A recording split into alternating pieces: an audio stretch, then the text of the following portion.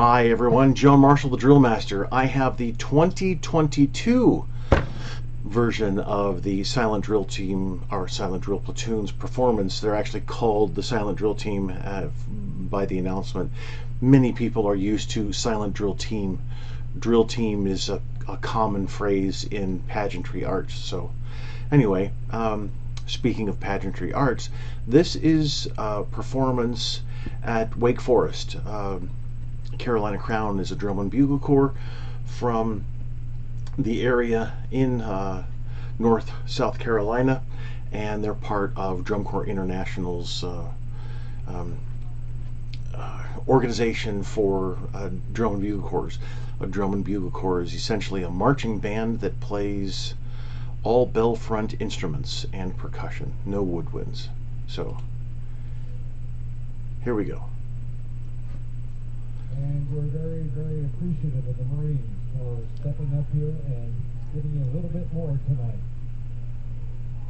So apparently something went wrong with the evening, but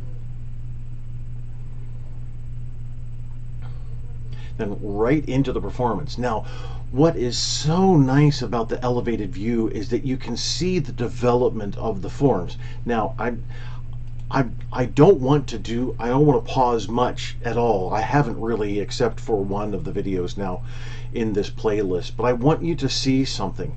So now, yep, you can see my cursor. All right, so notice that these two Marines drop behind, these two Marines drop behind, and this Marine come forward with this block of 6. So we have 3 blocks of 6 plus a couple of extras, we'll call them. All right, so just pay attention to the development here. Now you'll see this was 2012, 2016, I think, is the has a similar type of development here to create what is coming next. But if you're part of a drill team that it has existed for any amount of time, or is just starting out and then planning on lasting several years, what you want to do is map out something like this. Now, you don't have to, I'm not saying follow exactly what the Silent Drill Platoon does, not at all. You want to map out different areas.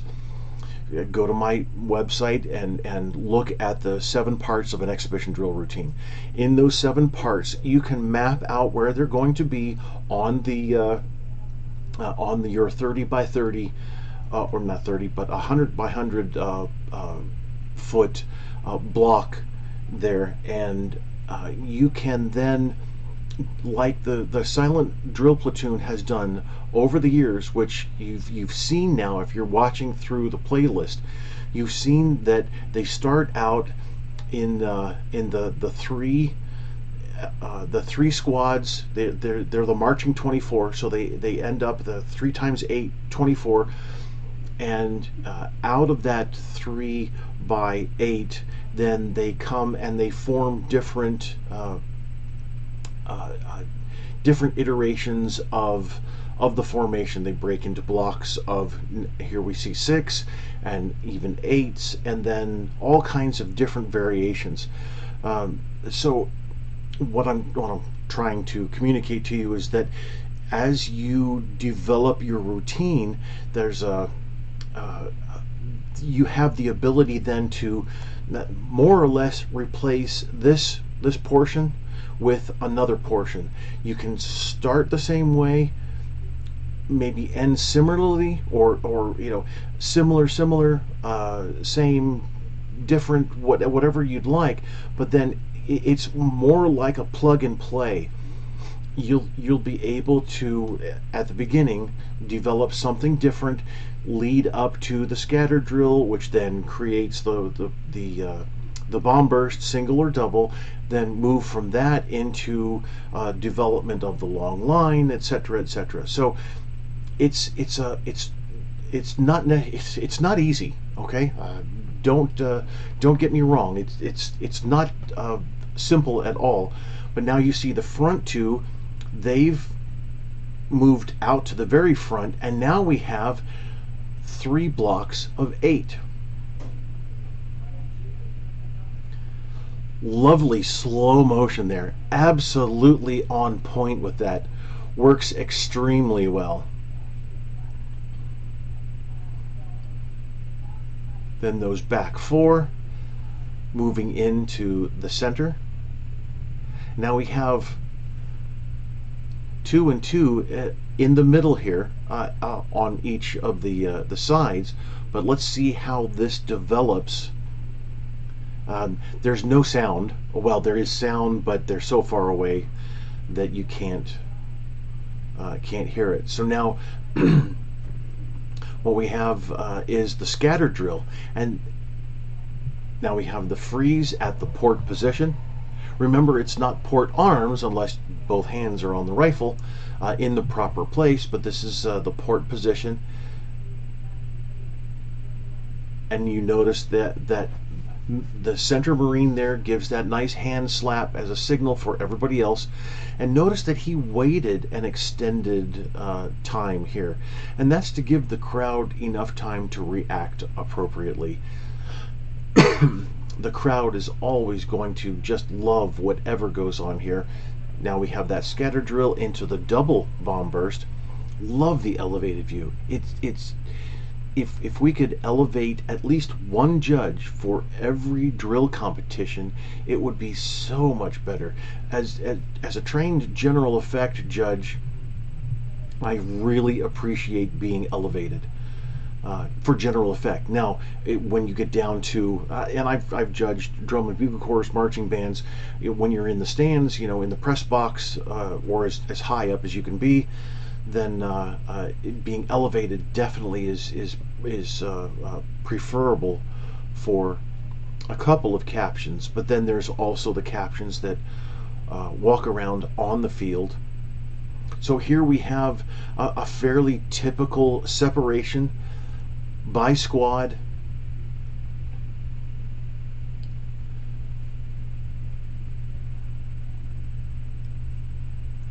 Oh, interesting. So I thought they were going into the long line, but they're going into the meat grinder. So I gotta say that doesn't work. That isn't as visually impactful as the meat grinder. That is. Oh, and now we have a nice separation here. 2 blocks separating and continuing on. Oh, you can. Well, they're closer to the microphone, so you can hear just a little more.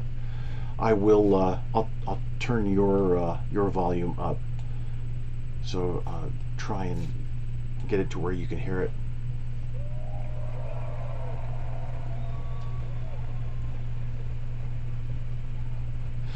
So the meat grinder sideways, it's like having a cordon. And a lot of teams I've seen and I've judged over the years, they'll have the cordon parallel to the audience, so that the commander is walking through. Just you're the audience. Here's both of the lines here, and there's nothing to see. You see the side of the cordon, which is a couple of tosses here and there, and okay, but take that and then turn it towards the audience. Have the commander walking up and down like the other. Now the silent drill platoon doesn't perform a cordon sequence, but the other teams do at some point or another. And having the commander walking to the audience and then away from the audience, and then you can see the rifles going back and forth, and it looks dangerous. And that's exactly what it's supposed to look like. The meat grinder is also supposed to look like that. Whether you have a static squad like they did here, and there's other versions of the static squads, or portions of squads, and then the two either marching opposite or marching together, or whatever variation. As long as it's to and from the audience, it works. It works really well. But having it sideways like this, parallel to the audience, it doesn't work all that well at all. It's almost like a magician it's like a magician revealing his trick um, even before you see it. So he tells you what he's going to do, and it just, oh well, okay, that's great, but it loses some effect there. Now, and I would suggest that the drill writers not use that version anymore. It just really doesn't work although that well. Now you can see that the platoon they're in their long line formation. They're stretched from almost 30 to 30, but they're also within pretty much the hash marks. The performance is definitely fits on a football field. It also fits on a basketball court, and so does the Army drill team's performance. The Air Force Honor Guard performance also fits on a court. The Navy drill team, they all perform within a certain area, and they never go outside that area because they need the ability to have the performance then fit in various locations. And plus, you don't want to, and this is scholastic drill. Scholastic exhibition drill is very, very different from the ceremonial, what I call ceremonial exhibition drill.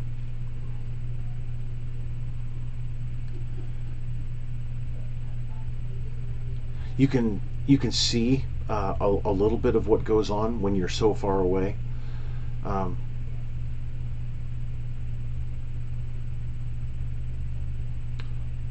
But it's even better when you're in say a basketball stadium or something like that.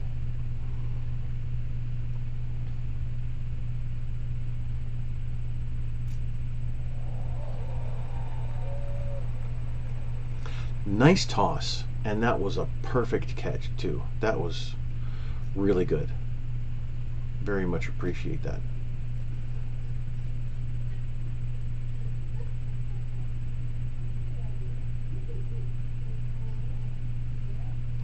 And that was not even a misstep there, not even a pause. That was great. Now, it doesn't happen every single time, but when it does happen, the toss out directly and having the inspector catch it as he's moving, that's really, really nice.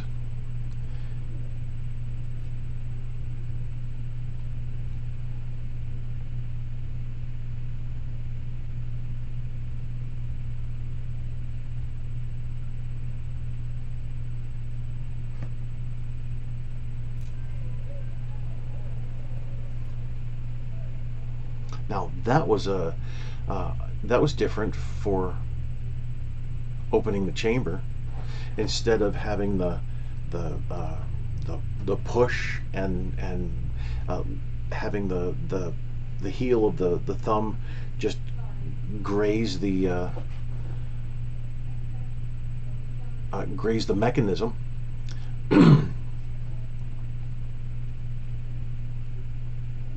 It was a push down, and then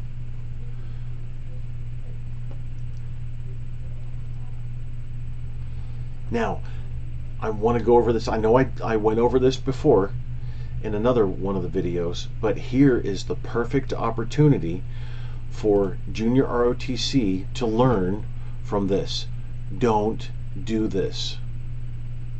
Don't stop your performance, have the commander go over, pick up the weapon, come back around. You're wasting time, and you've also just thrown the performance into not a frenzy, but thrown it into something that everyone will remember: the drop. If you drop your rifle, then pick it up. Period. Just get it done. what I was saying earlier, scholastic drill is very, very different from ceremonial drill. These performances are at a completely different level. Scholastic drill is meant to flow completely through, start to finish, without a stop. Now you can stop in the performance, obviously, for different reasons, but one of them should not be because you dropped your rifle. The performance should go, and you should be able to then pick up your rifle and move along with whatever. And so if you knock your hat off, your cover, then that shouldn't even matter. That's not a big deal. Flight caps, the garrison cap, they're a pain sometimes, and they'll come off. But even the dressier caps here with the bill, it's possible you could knock it off. That's not as big of an issue as dropping the rifle.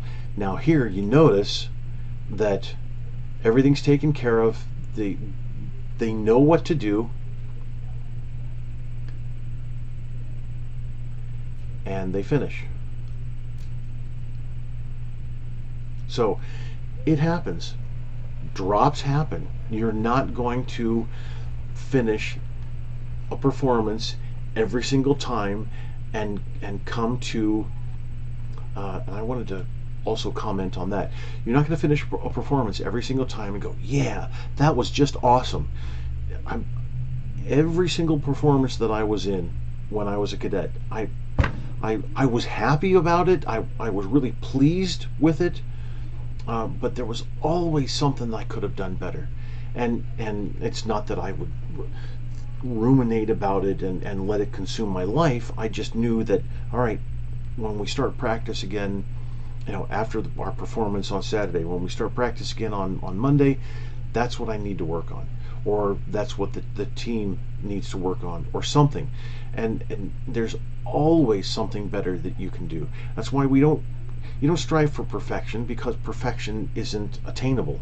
You strive for excellence, the increasing excellence all the time. All right, so the inspector moves past the team, comes around, rear march, and then into formation, and then the usual fixing the blouse. That is a really good way to for guards in colors to perform as well.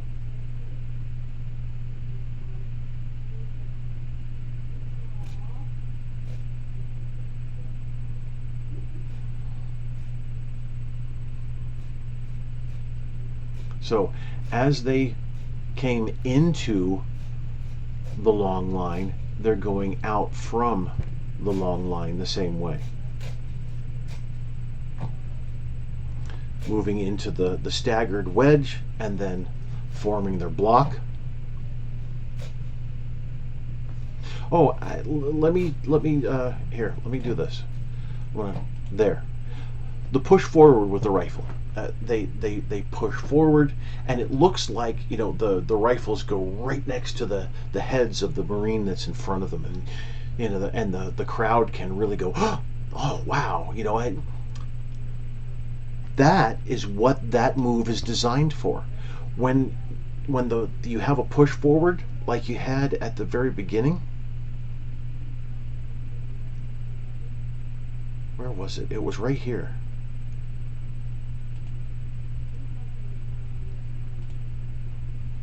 It was shortly after they did this. Now watch.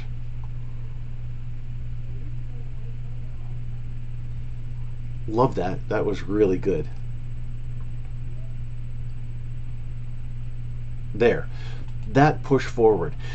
It's just the exactly what I was talking about before with the meat grinder. So it's the orientation of the team, the orientation of, in this case, also the individual. It's not as effective. Sure, it's a move, and I'm not saying don't do this, but it's not as effective as the push forward here.